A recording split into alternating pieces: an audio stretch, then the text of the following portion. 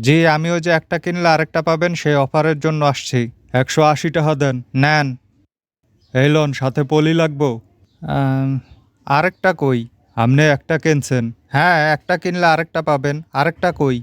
না, না, ওইটা একটা কিনলে কমা আরেকটা পাবেন। অর্থাৎ আরো একটা কিনতে পারবেন। আমি একটা কিনলে আরো একটা কিনতে পারবো। এটা আবার কেমন অফার? এখানে অফার কই? ১৮০ টাকায় আরেকটা পাইতেছেন, এইটাই তো অফার। আরে এ তো সাধারণ নিয়ম। এখানে একটা কেন? আমি চাইলে যতগুলা খুশি ততগুলা কিনতে পারবো। এতে অফারের কি আছে?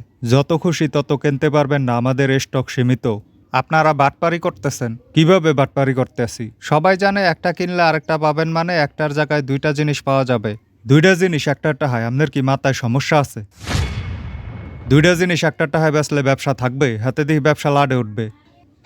ঠিক আছে, তাহলে ওই যে দুইটা কিনলে একটা পাবেন ওইটা দেন। অ্যাটলিস্ট ওটাতে একটা ফ্রি পাবো। দুইটার দাম ৩৬০ টাকা দেন।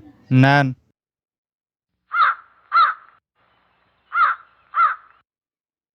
কই প্রোডাক্ট দেন? দিছি তো, আগেই তো আপনারে দিছি। হ্যাঁ, একটা দিছেন, আরো দুইটা পাবো। কি কন মেয়া, ভালো মতো লেহা পড়েন। ওখানে কি লেহা? দুইটা কিনলে একটা পাবেন। হয়, দুইটা কিনছেন, একটা পাইছেন।